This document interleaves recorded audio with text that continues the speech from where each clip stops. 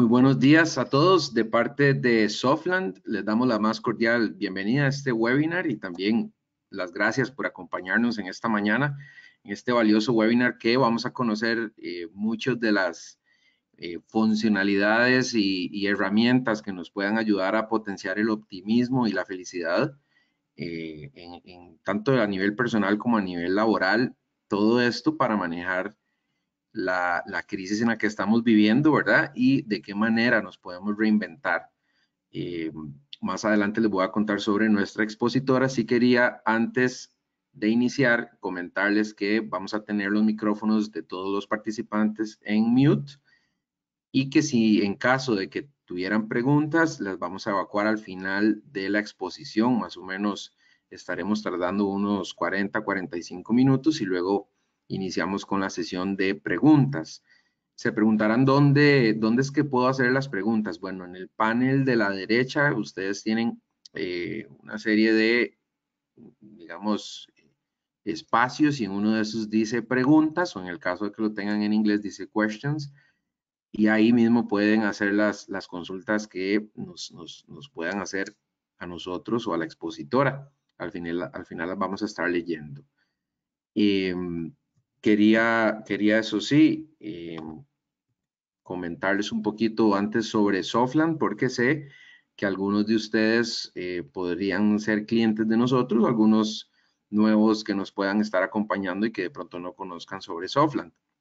Nosotros somos un grupo con casa matriz en España que tenemos y nos apostamos por los clientes y nos debemos a ustedes como clientes, los cuales tenemos más de 35,000 alrededor de toda la región y todos los días inician operaciones con nuestras soluciones, tanto en Latinoamérica como en España. Por ejemplo, tenemos representación y oficinas en México, en Centroamérica completa, en República Dominicana, en Cuba, en Panamá, en Colombia, Perú, Chile, Argentina, Uruguay, Paraguay, Ecuador y por supuesto España. Son alrededor de más de 100,000 usuarios los que inician operaciones todos los días en sus trabajos con nuestro software. ¿Y cómo nosotros en Softland apoyamos a ustedes las empresas? Bueno, precisamente tenemos una serie de soluciones de todo tipo. En esta oportunidad queríamos mostrarles las soluciones de recursos humanos. Nosotros tenemos una suite de recursos humanos que es apta para liderar la digitalización que estamos viviendo ahorita y transformar todo el departamento de talento humano con nuestras soluciones, que pueden ser desde el módulo de gestión de nómina, tenemos un módulo de control de asistencia, un módulo nuevo que acabamos de lanzar para gestionar el teletrabajo que se llama Softland My Teams, así como el módulo de portal de personas y el módulo de Softland Capital Humano. Cualquiera de estas soluciones y estas suites las pueden encontrar en nuestro sitio web softland.cr o en todo caso gruposoftland.com. Para contarles un poco de la panelista y la expositora que tenemos hoy, la verdad estamos muy contentos de presentarles a Sharo Rosales. Ella es gestora en desarrollo humano y consultora de género, con más de 25 años de experiencia asesorando y capacitando organizaciones a través de toda Latinoamérica y en el Caribe en temas de desarrollo humano, organizacional y de género.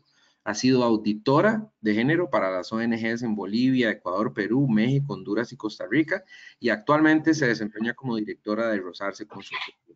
También Sharo es miembro del Observatorio Centroamericano de Medios de Comunicación y Género. Y que, Sharo, te cedo la palabra y te doy la bienvenida, no sin antes agradecerte. Hola, buenos días. Muchísimas gracias por el privilegio de poder compartir con ustedes.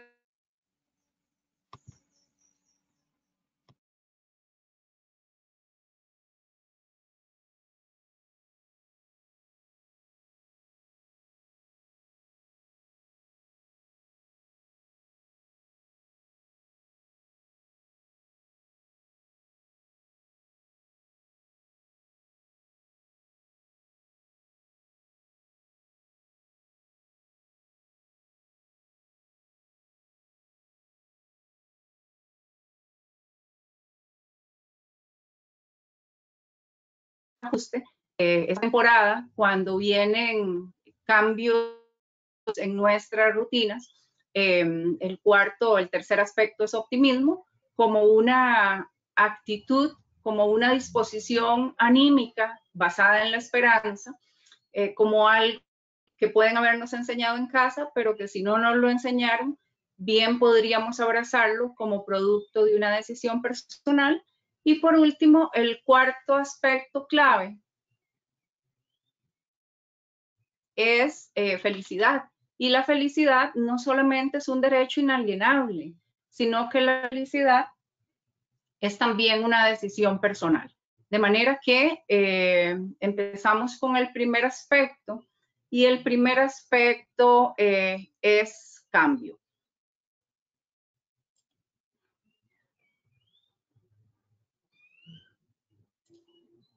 Okay. Cuando hablamos de cambio, cambio es sustituir, es ceder,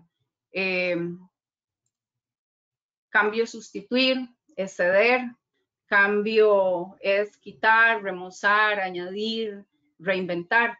Y como lo decíamos, los cambios los experimentamos desde que nacemos. Y decía Eric Fromm que es la única constante en nuestras vidas. Ahora, los cambios pueden ser pequeños o pueden ser más grandes. Los cambios pueden ser paulatinos o pueden ser cambios súbitos, repentinos. Cuando los cambios son pequeños porque cancelaron una reunión, porque usted está cambiando de rutina en el gimnasio, cuando usted está, vamos a ver, posponiendo alguna cita, esos cambios los rebotamos muy bien porque son cambios pequeños y tenemos un ajuste muy veloz. Pero cuando los cambios tienen que ver con un cambio en sus rutinas, cuando ahora resulta que el cambio tiene que ver con un cambio en sus costumbres, nos generan cierta zozobra porque vivimos en un mundo conocido. Ese mundo conocido es su mundo, el mundo conocido es mi mundo. Ahí moran nuestros hábitos, la manera en que hacemos las cosas, cómo Sharon, nosotros nos desempeñamos. Perdón que te interrumpa, ¿Cómo? Sharon. No sé si nos estás compartiendo tu presentación. Vamos a ver. Solamente para... Muchísimas gracias. Gracias. Sí. Ahora sí estamos viendo tu presentación en pantalla completa y vamos en un ratito podemos probar poner tu cámara porque de repente se nos cortó un poquito la comunicación. Entonces ya podemos continuar. Perfecto. Disculpa que te interrumpí. Muchas gracias a todos. No, más bien, gracias. Estábamos conversando que los cambios son la única constante en la vida, paradójicamente. Y este mundo personal, donde nos toca hacer ajustes que a veces son incómodos, nos toca hacer un esfuerzo extra por reprogramarnos. Y este proceso se llama adaptación. Porque entonces, si hay algunos cambios que son ricos, que son refrescantes, que son buenos, ¿por qué nos resistimos a los cambios aun y cuando sean beneficiosos para nosotros? Bueno, les cuento, hemos sido entrenadas y entrenados en una sociedad nerviosa, por decirlo de alguna manera, aunque a veces es más neurótica que nerviosa, que es negativa y que nos entrena con temor al cambio. Nos dicen que bueno, que es mejor quedarse en áreas conocidas y en estas áreas conocidas vamos a tener cierta seguridad. Resistimos al cambio aun y cuando sea beneficioso para nosotros porque nos han entrenado solo para ver la pérdida. Entonces, cuando hay una situación que es diferente, una situación que es nueva, junto con las cosas que perdemos, se abre un abanico lleno de posibilidades refrescantes, pero solamente vemos la pérdida. Le cuento dos historias de la vida real. Una con nombre cambiado es Raúl, un chico que llega muy enojado de secundaria y me dice que se van a cambiar de casa. Yo le digo, Raúl, ¿y no hay nada bueno en ese cambio? Me dice, no, voy a perder a mis amigos, es una pereza, ya a mí me gustaba el barrio. y resulta al final, después de conversar un rato, que va a tener un cuarto para él solo, ya no va a dormir con el hermanito de 8 años, que el colegio nuevo le queda a 10 minutos y no a 1 hora dando vueltas en el bus escolar, que podría ir también en bicicleta. Resulta que además el nivel de educación le conviene para el bachillerato internacional, que es a lo que él está aspirando, y entonces habían un montón de beneficios, simplemente que en el momento del enojo, de la confusión, no los vemos. Este otro señor, después de una charla de empresa, me dice que él está muy preocupado porque a su esposa le dieron una beca para maestría. Y yo le decía, qué bendición, una beca para maestría es un par de miles de dólares. Entonces él me decía que bueno, que ella iba a tener que ir los viernes a clases y que los viernes los chiquillos salían temprano del colegio. Entonces que a los chiquillos les iba a hacer mucha falta. Yo lo dejo que siga hablando, me dice que otro día que va a tener que ir ella son las clases de los sábados y que los sábados asaltan a todo el mundo. Vean, yo no sé en su país, pero aquí a usted lo asaltan en cualquier día de la semana. Lo asaltan después de misa, lo asaltan cuando piden el diezmo en el culto, lo asaltan los propios familiares cuando no pagan. La cosa es terrible, pero yo lo dejo que termine. Y cuando termina, le digo, ok, ya me contaste el cuento, ¿por qué ahora no me cuenta la verdad? Porque yo lo que siento es que usted está enojado y también que usted está triste. Y me dice, bueno, me dice, es que yo llegué hasta nivel bachillerato porque nos casamos jóvenes. Ella pudo seguir estudiando a distancia. Y a mí me da mucho miedo que ella se encuentre un compañero igual de inteligente. Viera qué miedo que me da, doña Charo, que le salga un profesor inteligente, pero que además el profesor sea galán, pero además de galán que ella le guste. Vean, se había hecho una historia increíble. Es que cuando viene un cambio, se nos prenden un montón de alertas. ¿Qué va a pasar conmigo? ¿Será que yo voy a dar la talla? ¿Será que voy a poder responder ante una nueva situación? Entonces, yo le digo, bueno, usted me lo está contando a mí que no soy nada suyo. ¿Por qué no va y se lo cuenta a ella que es su esposa? Vuelvo a la empresa al mes y se me acerca el recreo y me dice, doña Charo, hablé con ella y le conté todo. Le pregunto, ¿qué le dijiste? Me dice, la verdad, que yo estaba súper orgulloso de ella, o sea, eso no lo sabía, y que tenía sentimientos encontrados porque no quería perderla. No los canso con el cuento. Dice que lo abrazó, que lloró con él, que le dijo las cosas más lindas que él tenía como 14 años de no escuchar, y posteriormente ella termina su maestría, le dan un trabajo muy bueno. Él pide un año sin goce de salario en la empresa y él ya se graduó hace el año pasado o antepasado y les está yendo muy bien como pareja. Cuando hablamos de crisis, de cambio, no solamente son los cambios desde fuera, sino los cambios que podemos hacer nosotras y nosotros a partir de los cambios que no elegimos. El segundo concepto que tenemos para compartir es el concepto de crisis. Y pensar en crisis es pensar en muchas definiciones. Se ha definido como un cambio súbito en su mundo conocido, como esos momentos decisivos que le obligan a tomar decisiones y esto no siempre es fácil, tomar decisiones. Preguntarle a la gente en grupos que asocia con cambios es recibir respuestas como, bueno, no saber qué creer o qué esperar, es tener incertidumbre y temor, es sentirme como en desequilibrio. Entonces, lo que vemos nos lleva al segundo punto de la crisis y es que esta situación que es nueva, ¿verdad? Que desconocíamos, viene como a desequilibrar mi mundo conocido. Y además es como un estado temporal de trastorno y que genera desorganización. Y vienen todas estas manifestaciones emocionales, que a veces son críticas, a veces son muy positivas. Cuando son críticas son duda, yo tengo confusión, me siento perpleja, Pero cuando son positivas, bueno, en medio de todo esto, que es normal, nos sentimos con expectativa, con una ilusión, por lo menos con una curiosidad de qué es lo que va a pasar. Sobre las crisis, también podemos decir que una crisis ocurre en el momento que usted no se siente preparada o preparado para afrontar esta situación nueva. Déjeme decirle algo, no importa cómo usted se sienta, se lo juro que usted tiene los recursos para enfrentar. Tiene los recursos emocionales, tiene los recursos vivenciales, tiene los recursos académicos, tendrá recursos espirituales, tendrá una red de personas que confían y que han creído en usted.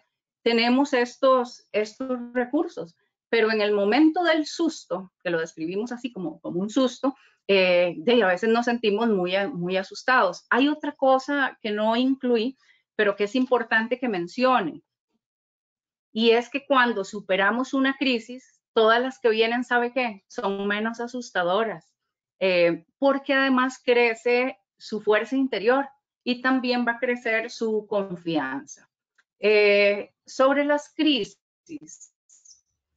quería hacerle una pregunta y en relación a la pantalla que estamos viendo, al momento no solamente local, sino al momento global que estamos atravesando. Me imagino que algo de eso ha tenido que ver con usted en algún momento. Y la pregunta es la siguiente: ¿cómo nos hemos sentido? No conteste porque no me puede contestar, pero yo me imagino que si se ha sentido como yo, ha sentido todas esas manifestaciones críticas en uno u otro momento, en una u otra medida. Hay otra pregunta, y la otra pregunta es: ¿qué ha venido a evidenciar este COVID? ¿Qué nos ha mostrado? Porque es una situación tan atípica, ¿verdad? Si a nosotros nos hubieran contado en diciembre que en marzo íbamos a estar encerrados, trabajando desde la casa, difícilmente lo hubiéramos creído. ¿Qué ha venido a evidenciar? Miren, comparto con ustedes algunas reflexiones y conclusiones. Yo siento que ha venido a evidenciar mucha desigualdad. Ha venido una misma crisis, pero la gente la enfrenta con los recursos que tiene, ya sea recursos emocionales o recursos económicos. Ha venido a mostrar muchas causas de pobreza y ha venido también a mostrar cuál trabajo es más barato, cuál es el más despreciado, cuál es el trabajo migrante. Mi hija vive en Londres y me decía que la gente que tuvo chance voluntariamente se encuarentenó, se metió en cuarentena, pero que había una serie de personas que no tienen el lujo, número uno, de tener un trabajo. Compañeras y compañeros, tener un trabajo es una bendición, es un privilegio enorme. No todo el mundo tiene ese privilegio. Número dos, trabajar desde la casa es un lujo que no todo el mundo puede darse. Entonces la gente que aún a pesar de la pandemia ha seguido trabajando, son muchas personas que tienen que ver con limpieza de calles, de edificios, de departamentos, la gente de delivery, personas que están en primera línea en los hospitales. Y a mí me contaba mi hija, ¿verdad?, las grandes diferencias entre un grupo y otro en un momento y con un país que tuvo una premisa totalmente equivocada desde un principio. ¿Qué cosas se ha venido a evidenciar? Bueno, que el 70% de los cuidados en el mundo los realizamos las mujeres y que los sistemas de protección además nos responsabilizan de una manera exacerbada. Si usted es un hombre, no es lo mismo que usted esté en cuarentena a que si usted es una mujer, que usted esté en cuarentena. Porque todos los protocolos de desinfección, los programas de contingencia, quítese la ropa, deje los zapatos afuera, lave esa ropa, desinfecte, póngase alcohol. Esta es una carga psíquica que pesa sobre las mentes de las mujeres, que tiene que lavar más ropa, que los chiquillos entienden que ahora que está en la casa, pues mamá puede hacer almuerzo, sí, pero tiene unos objetivos laborales también que desempeñar y que cumplir. Entonces hay una sobrecarga, y lo he oído en por lo menos 8 foros de mujeres latinoamericanas y también a nivel costarricense, en los que hemos estado sistematizando toda esta información tan nueva. Vean, otra cosa que se evidencia son los mitos del teletrabajo. Usted sabe que por lo menos aquí en Costa Rica, las presas, no sé cómo se dice en su país, el tránsito es terrible. Y aún así hay mucha gente que no le daban teletrabajo, porque algunas personas, y aquí yo debo acusarme también, me da culpa también, creíamos que las personas que teletrabajaban trabajaban menos, y ahora que he tenido que estar teletrabajando, me doy cuenta que trabajo muchísimo más que cuando trabajo directamente desde la oficina o tengo trabajo presencial. ¿Sabe también que hemos aprendido en este virus? Vea, se nos ha evidenciado que aquella gente que queríamos tener todo el día a la par porque creíamos que la adorábamos, nos tienen locos en la casa, y que son importantes los espacios individuales y que tenemos que tener un programa. Nos vemos en el desayuno, nos vemos en el almuerzo y tener un horario, porque estamos que regalamos los chiquillos y a veces también hasta la pareja. Vean, hemos evidenciado, ha sido claro también, lo importante del contacto humano, los abrazos, ese toque piel a piel que hemos subestimado por mucho tiempo. Y no en vano se dice que la nueva ventaja competitiva sostenible de los negocios en épocas de tecnología y demás sigue siendo el calor humano, y esto es todo un desafío. ¿Cómo lo desarrollamos? ¿Cómo desarrollamos sinergia a partir de la tecnología, que gracias infinitas pues es tan buena en este momento? Ok, le hago otra pregunta. A partir de esta crisis, ¿qué otras crisis se nos han venido encima o podemos enfrentar? Le voy a dar unos 15 segundos para que lo piensen.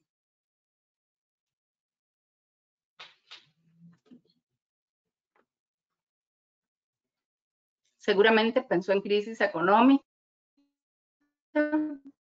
seguramente crisis personales, ¿verdad? También crisis de empresa.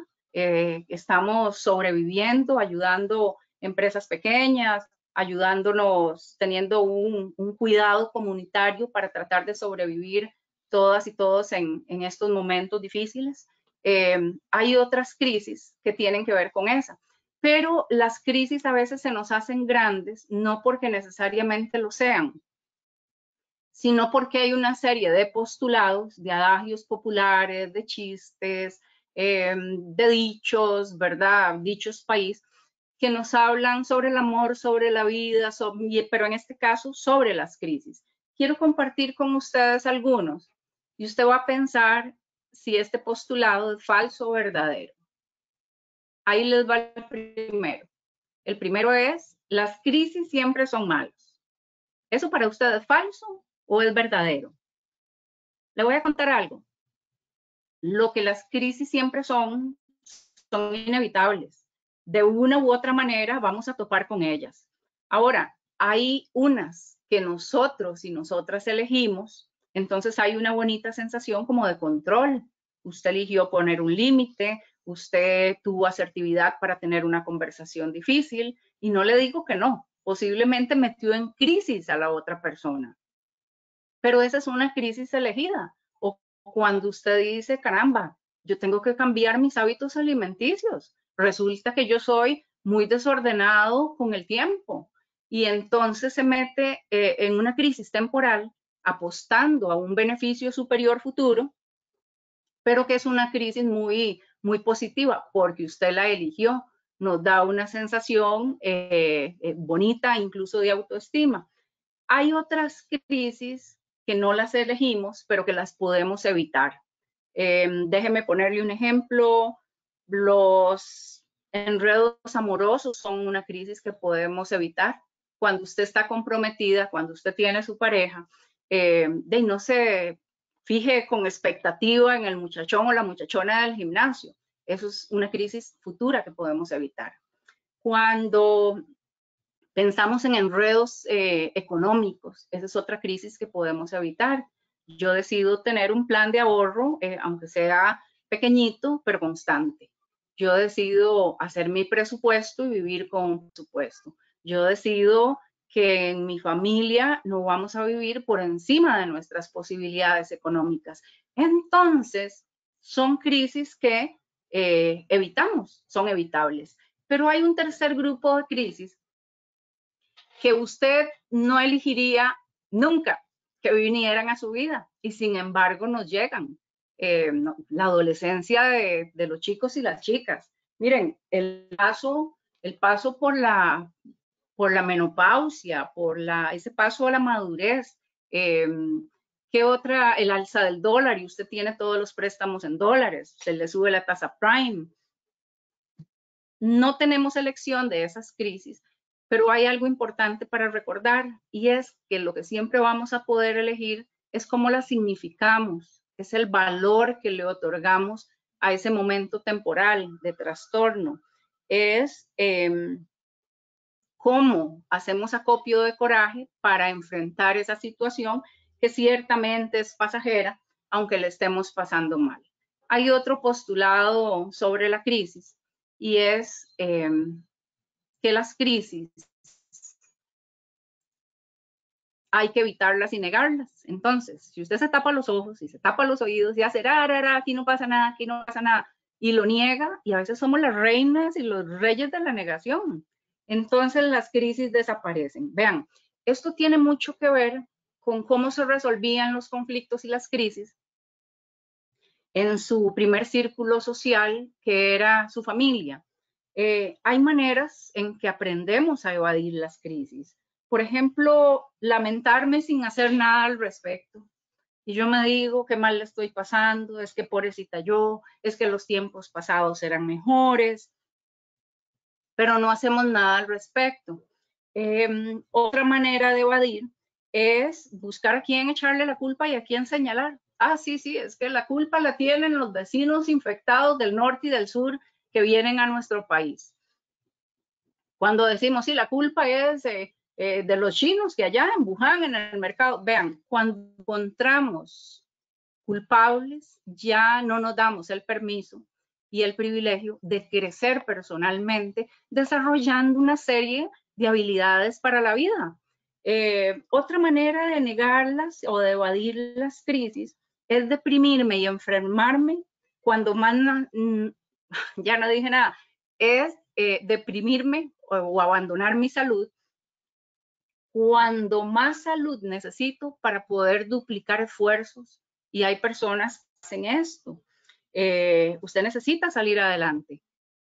Otra manera de evadir es cuando empiezo a reclamarle a Dios, a la divinidad, a la vida, y me digo, qué barbaridad, qué mal servicio al cliente, Señor, pero es que esto no era lo que yo esperaba. Como hubiera una Contraloría Celestial de Servicios, yo ponía la queja, mis niveles de insatisfacción están creciendo cada día, etcétera. Pero también hay casas y estamos apostando a construir esos hogares diferentes donde hay maneras en que se nos enseña a enfrentar de una manera más sana la crisis. Por ejemplo, cuando yo no me veo como víctima, sino como alguien que puede, que quiere y que está saliendo adelante. A mí me gustaría que usted se repitiera para usted misma, para usted mismo, este postulado. Quiero, puedo y estoy saliendo adelante. Soy una persona que quiero, que puedo y que estoy saliendo adelante. No me veo como la víctima, sino como alguien que tiene recursos para el avance. Vean, una manera de enfrentar es cuidarse para tener salud, porque si usted tiene salud, usted va a poder seguir adelante, duplicar esfuerzos, usted va a conservar su sueño, va a conservar su energía. Y también podemos ser muy honestos y decirle, Dios, qué mala nota o qué mal me siento, cómo me está doliendo o estos son los sentimientos que tengo en relación a lo que estoy viviendo. Pero decido verlo como un taller práctico de desarrollo de destrezas, ¿verdad? Como una situación que a mí me tiene que enseñar algo. Cuando surge una persona positiva en medio de la crisis, a usted se va a dar cuenta que le van a decir muchas cosas. Desde qué barbaridad, soñadores, aterricen. No, es que eso es idealismo. O atarantados, ¿verdad? Porque la frase célebre de las personas negativas es yo soy realista. Digo, cualquier parecido con cualquiera que esté ahí es pura casualidad. Vean, pero me pregunto, ¿será realista tirar la toalla antes de intentar? Eso no es ser realista. ¿Será realista generalizar? Cuando las generalizaciones son tan insolentes, ¿será realista que usted se bombardee a usted mismo con temores en vez de motivarse y darse ánimos en el momento que lo necesita?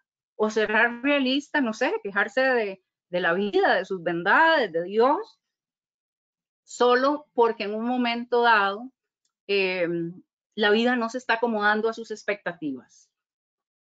Claro que no lo es. Hay un tercer postulado.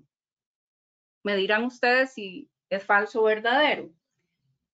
De ahí, las crisis solo sirven para hacernos sufrir. ¿Falso o verdadero? Vean, las crisis sirven para otro montón de cosas. Sirven para crecer, sirven para madurar, sirven para dejar de ser tan chineados, decimos en Costa Rica, dejar de ser tan mimados, querer todo fácil.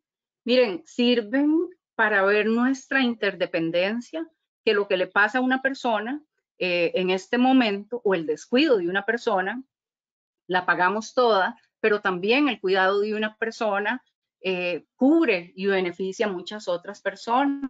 ¿Sabe para qué más sirven? Para mejorar la solidaridad, para ser personas más empáticas, sirven para manejar mejor la frustración y entender que el mundo, la vida no son perfectas y que el dolor es parte de la vida y es como un gimnasio donde podemos desarrollar un montón de músculo, de tolerancia, de perseverancia, de visión compartida, desarrollamos creatividad. Entonces no es cierto que solamente sirven para hacernos sufrir. Y vamos a volver ahora al concepto de las crisis. Pero el tercer concepto que quiero compartir con ustedes es el concepto de sobreoptimismo. Sobreoptimismo se dice que es una manifestación externa de lo que yo pienso. Se ha definido como una actitud, ¿verdad?, basada en la esperanza, y a veces nos es difícil de describir cuando son cosas tan intangibles, pero es un intangible que hace la diferencia entre la persona que tira la toalla y la que sigue adelante. Es un intangible que va a hacer la diferencia entre la persona que pasando por un lugar de sufrimiento se pone el rótulo de fracasada porque fracasé, o la persona que dice de aquí yo salgo más madura y con más aprendizaje. Entonces, el optimismo es una de las grandes fuentes de motivación, es un dínamo que te genera energía para el logro, que te genera visión futura. Y Daniel Goleman plantea que las personas optimistas, Daniel Goleman, para refrescar conocimiento nada más, es el papá del concepto de inteligencia emocional.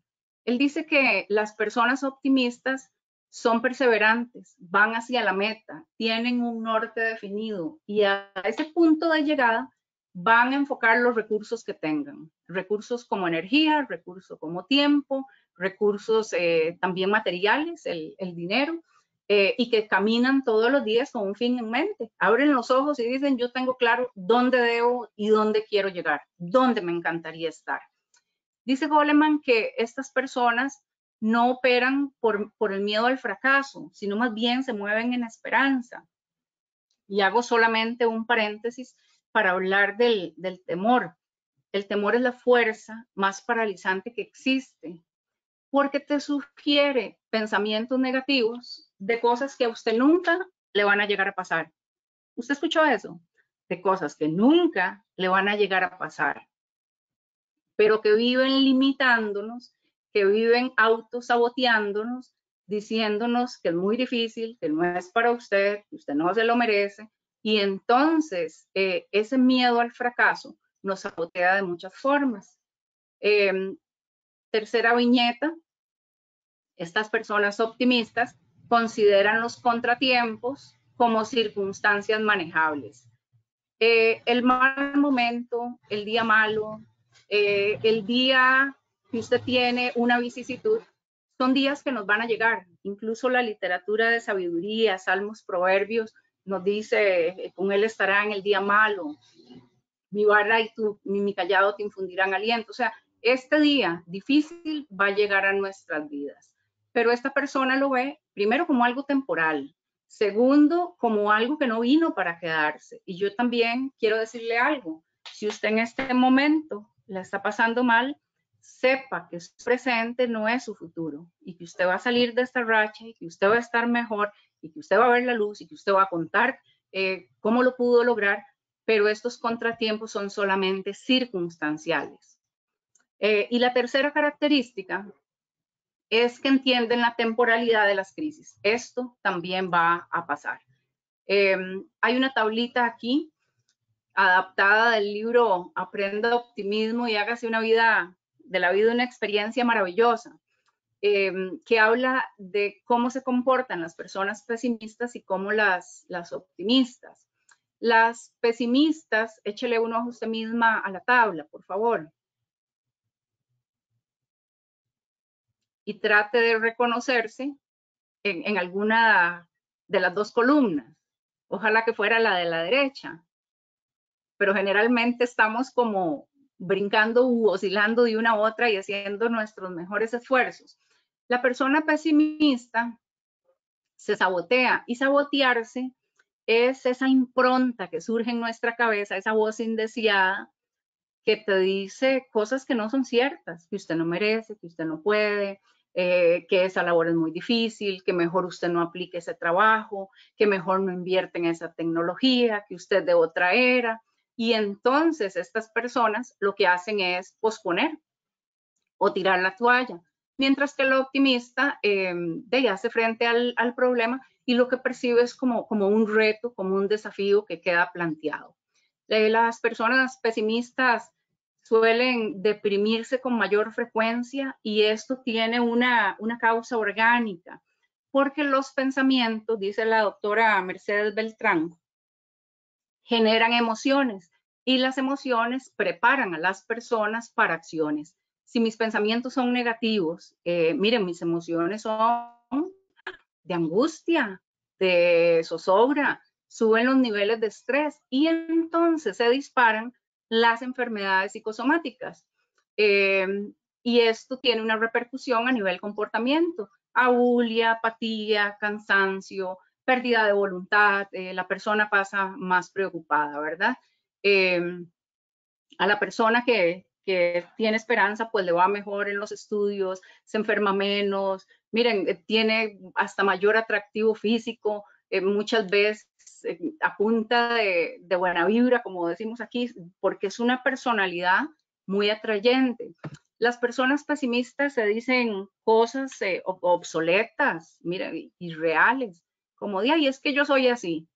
La optimista se dice, yo he sido así, pero puedo ser diferente. Puedo, quiero y voy a ser diferente.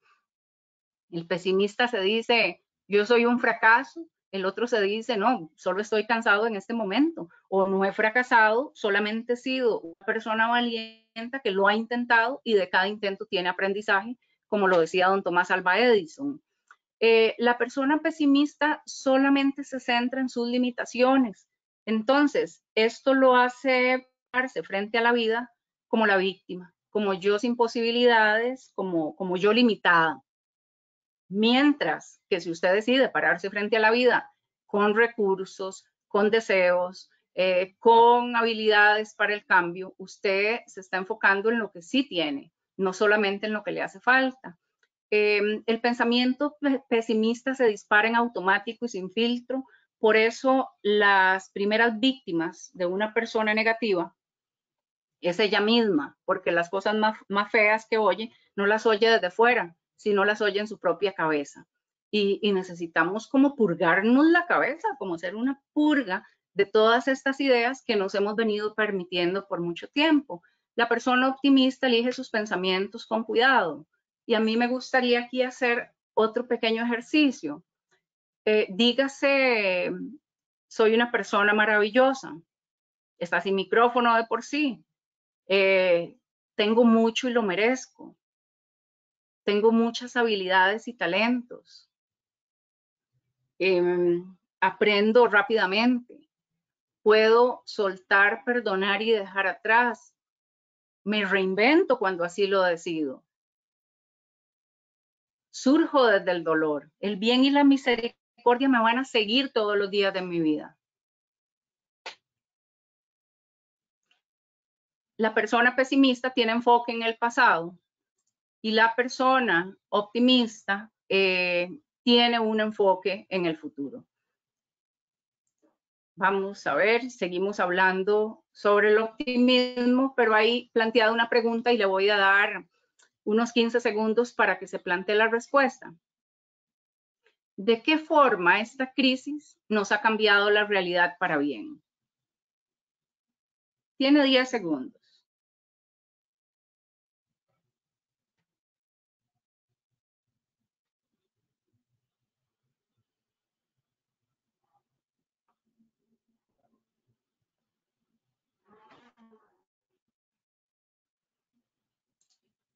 Quiero compartirle una serie de respuestas que he venido sistematizando de grupos con los que he estado la semana pasada sobre esta misma pregunta, que es cuáles son las ganancias y las esperanzas. Vean, nos estamos dando cuenta que compartimos la misma casa planeta y que solo tenemos una. Esto aumenta nuestros niveles de conciencia porque se quemó Australia, grandes extensiones de terrenos y parecía como que podíamos ser indiferentes. Se quemó la Amazonía, hubo grandes daños en Bolivia, en selvas de Brasil, pueblos originarios se quedaron sin sus terrenos, ellos son quienes más cuidan y preservan la ecología. Y ahora estamos entendiendo que no podemos permanecer indiferentes. ¿Sabe qué otra ganancia nos ha dejado? Que muchas personas estamos retomando proyectos que habíamos postergado por mucho tiempo. Yo he coqueteado y he trabajado en advocacy, en promoción de justicia por muchos años, teniendo un entrenamiento informal, siendo autodidacta. Pero ahora me metí a sacar este año, yo dije lo saco porque lo saco, un diplomado en defensa internacional de los derechos humanos y estoy enamorada. Vean, pero lo había pospuesto, no sé, muchos años, desde los años de la foto con la que le mandaron la invitación. Hace 14 años que tengo que meterme, voy a estudiar y este es un momento para que usted retome proyectos que para usted son deseables, que a usted le encantarían, pero que además para usted son convenientes. Ganancias y esperanzas, cómo se están quebrando egos, ¿verdad? Vean, y empezando por egos presidenciales de gente que dijeron, no, si esto es una gripe, y ahora los ves con boquilla, y ahora los ves llamando al distanciamiento. Cómo se quiebran los egos, porque qué arrogante que es la petulancia, y qué triste que haya sido a costa de tantas muertes de la población.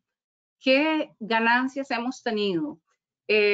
Las personas están valorando lo realmente importante, y lo realmente importante, muchachas, muchachos, no tiene que ver con objetos de poder que te den un estatus artificial. Créame que lo más importante no son cosas superficiales, es su capital intelectual, lo que usted sabe, lo que usted es, su capacidad de aprender. ¿Sabe qué es realmente importante? Su mapa ético, sus valores, su capacidad de alianza, su capacidad de extender la mano, la solidaridad. La creatividad ha florecido. Vean estas conferencias tan increíbles donde entiendo que estoy con gente de Colombia, con gente linda de Chile, donde habrá gente añadida de México, de Guatemala. Es increíble. Esto para mí hace unas décadas hubiera sido impensable. Y la creatividad sigue floreciendo. Todo este tiempo de encerrona, hemos recibido supermercado, se han florecido sistemas de canje entre personas que son pequeñas empresarias. Yo te doy mis lechugas, vos me enderezás la puerta del carro, y ha crecido todo un sistema de una economía que es una economía mucho más solidaria, de la economía que está pensando solamente en acumular capital, dejando por fuera otras personas que también carecen, ¿verdad? Ha crecido la creatividad. Hemos entendido que la unión hace la fuerza, que juntos vamos a llegar más lejos, vamos a poder más. Y hay un pasaje bonito, me gusta mucho, que dice que mejor son dos que uno, porque cuando uno caiga el otro lo va a levantar. Dice el equivalente dinámico que qué bueno que es tener alianzas, porque cuando tengas frío el otro te va a calentar, y que si alguien resistiera contra tu vida, van a ser más los que responden por ella. Hemos visto el valor de la institucionalidad y la salud pública, y aquí nos hemos dado cuenta que países poderosos en aspectos materiales, tienen una salud pública colapsada, y nos hemos dado cuenta que hay que cuidar las instituciones estatales, que tenemos que evitar la corrupción, que tenemos que conocer mecanismos de denuncia, y hemos tenido tiempo para apreciar lo realmente valiosos. Las instituciones están considerando mecanismos para reconsiderar sus prioridades. Y llegamos al último punto, que rápido se me fue este rato, vean. El punto número 4 es sobre felicidad. De felicidad dijimos que es un derecho fundamental, universal, legítimo, irrenunciable, inherente, y esto lo que quiere decir es que es un derecho tan importante como la libertad. En Estados Unidos, en Virginia, desde 1776 creo que fue, se mencionó por primera vez, se ratificó en la Declaración de Viena en el 96, en el 2013 y 14 la ONU lo declaró también como derecho fundamental de los seres humanos. O sea, tenemos derecho a buscar nuestra realización, nuestra felicidad. Es un privilegio, pero también es un deber.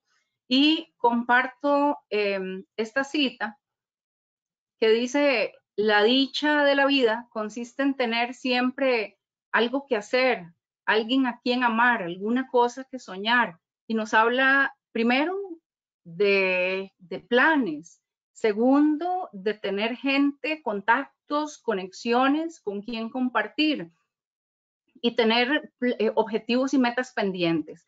Esta otra, la segunda, atribuida a León Tolstoy, había una monja anterior a él que la había dicho, y al final no sé si es de quién es, pero bueno, dice: mi felicidad consiste en que sé apreciar lo que tengo y no deseo con exceso lo que no tengo. Usted sabe que la gente agradecida es una gente que vive enfocada en lo que tiene. El cafecito que usted se tomó en la mañana, haber abierto los ojos a un día más de vida, un trabajo tan bonito que genera plazas de empleo, que le facilita el trabajo a la gente, su salud, mire, tener redes sociales, poder estar en contacto con familiares fuera de su país. Si usted tiene un gato, si usted tiene un perro, ese intercambio afectivo de reconocer lo que yo tengo. Ahora, si usted está enfocado en lo que tiene, usted es una persona agradecida. Pero la gente mal agradecida, aunque tenga muchísimo, siempre tiene algo de qué quejarse, porque su enfoque está en lo que todavía no tiene. Y la última frase que me gusta muchísimo es de Viktor Frankl. Él es un psicólogo vienés que estuvo en los campos de concentración por casi 4 años, cuando la expectativa de vida allí era de 2 semanas. La gente moría en cámaras de gases, tenían muertes terribles, y cuando a él le matan su familia y llega al campo de concentración, él decide 3 cosas. Él decide, número 1, mientras yo tenga vida, yo tenga esperanza. Vean qué poderosas pueden ser las declaraciones. Mientras yo tenga vida, yo voy a tener esperanza. Y se aferra a la vida.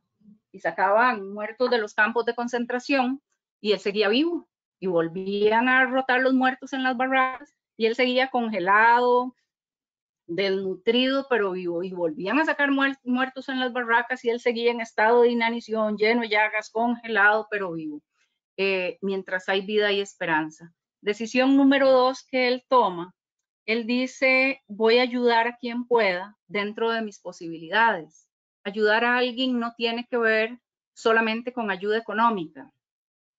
Y esto es importante porque podemos dar de lo que tenemos vivo en nosotras y en nosotras. Escucha, un gesto amable, un toque. Bueno, en este momento no podemos dar toques, pero podemos mandar un mensajito, podemos mandar un reconocimiento. Y él dice, yo quiero ayudar a quien pueda. Y la número 3, él dice, yo no voy a haber pasado por esta situación horrible y salir igual de aquí. Es aprender en los momentos de dolor. Yo no sé qué ha aprendido usted en estos transitares, pero déjeme sincerarme y yo le digo que yo he aprendido a ser más paciente, he aprendido a tenerme paciencia, he aprendido a ser más prudente, he aprendido,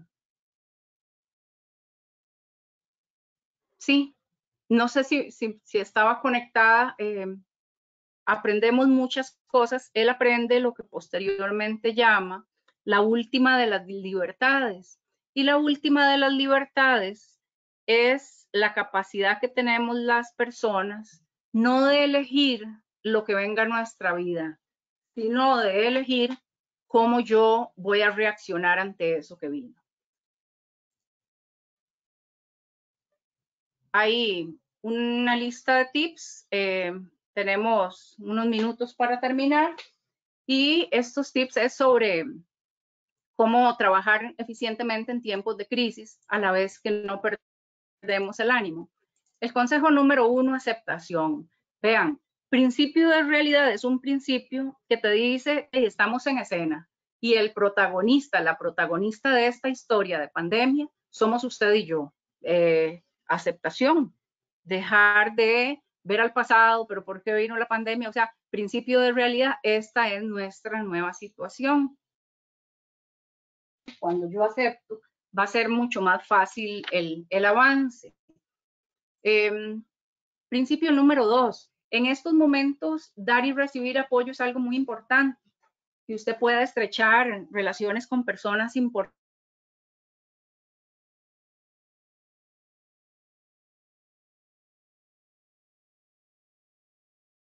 Porque aceptar ayuda, porque dar ayuda, ya sea a través de una plegaria, de un mensaje bonito, de un buen deseo, que usted pueda ser escuchado o escuchar, dan muchísimo sostén emocional a la vez que fortalecen la esperanza. El otro ítem dice, cultive un enfoque positivo de usted.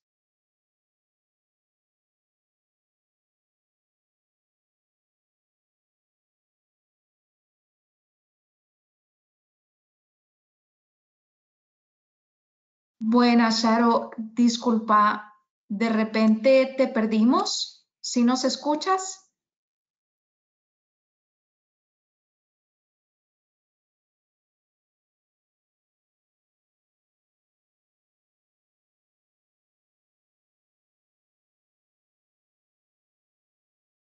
No, yo la perdí también, Jackie.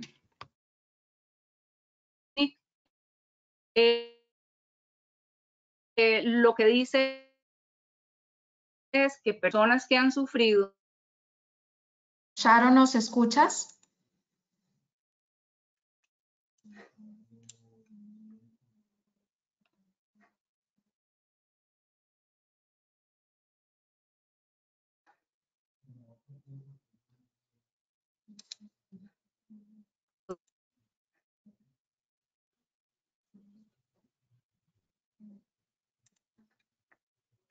Estoy escuchándoles. Perfecto, Sharo. Acabamos de, ya no estamos viendo tu pantalla. Escucho perfecto. Pero creo que hay un retraso en el audio. ¿Ya no la están viendo? Ya no. Acabamos vamos a ver. Un momentito la presentación, Pero lo que sí queríamos tal vez, Mario, vamos avanzando con algunas preguntas, aprovechando, Sharo, que justamente nos estás compartiendo algunos consejos justamente para esta situación. Mario, más bien te cedo a vos la palabra para que vayamos atendiendo las consultas que tenemos hasta el momento. Gracias, Jackie. Sharo, sí, vamos aterrizando. Ok, ¿a dónde queda? No hay problema, Sharo, vamos a cerrar aquí la presentación y vamos a iniciar la sección de preguntas. Yo quiero confirmar si todavía me estás escuchando ya ahora sí en tiempo real. Es porque tenemos algunas consultas y voy a irte las comentando. Nos consultan aquí o ¿verdad? Nos preguntan qué dinámicas o tácticas nos recomienda para llevar ese positivismo a nuestros equipos de trabajo.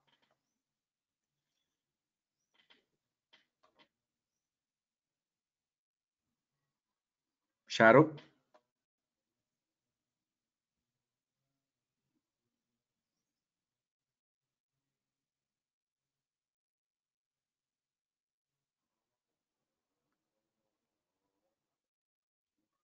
Hola, Sharo. Positivo. ¿Sí? ¿Me escuchas? Ya ahora sí. Nos preguntaban sobre las tácticas o dinámicas que nos recomiendan para Sí. llevar el positivismo a los equipos de trabajo.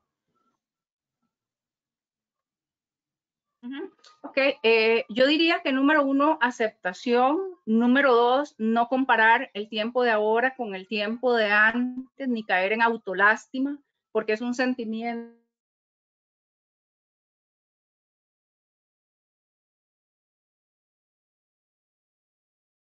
Tener como la conciencia de cuáles habilidades tengo, hacer incluso un inventario de posibilidades, hacer un inventario de talentos. Estrechar relaciones. ¿Me escuchan? Sí, ahorita sí. ¿Aló?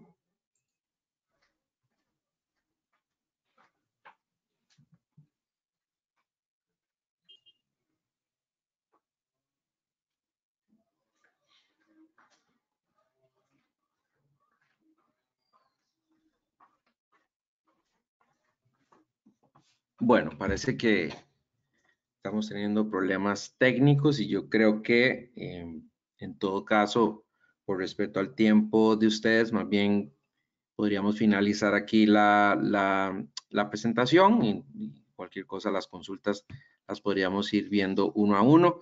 Si me escuchan bien, quiero agradecerles el acompañamiento, también decirles que al final de la presentación les va a llegar una encuesta que agradecemos muchísimo que nos puedan apoyar a llenarla para seguir mejorando y seguir compartiéndoles contenido de valor en próximos webinars. Sin más, también les quiero recordar nuestros canales de contacto. Estamos en sitio web a través de gruposofland.com. El blog nuestro es www.sofland.la y las plataformas de redes sociales Facebook, Twitter, YouTube y LinkedIn a través de Softland Sitio Oficiales con el perfil que nos pueden localizar. De parte de Softland y todo el equipo de producción, y también agradecerle a Sharo Rosales el compartirnos este contenido tan valioso. Les agradecemos muchísimo la compañía y nos vemos en otro webinar más. Muchas gracias. Gracias a todos. Nos quedamos en línea para que puedan descargar la presentación en su panel de mandos a su derecha. En la sección de documentos van a poder descargar estos consejos que Sharo Rosales nos ha compartido.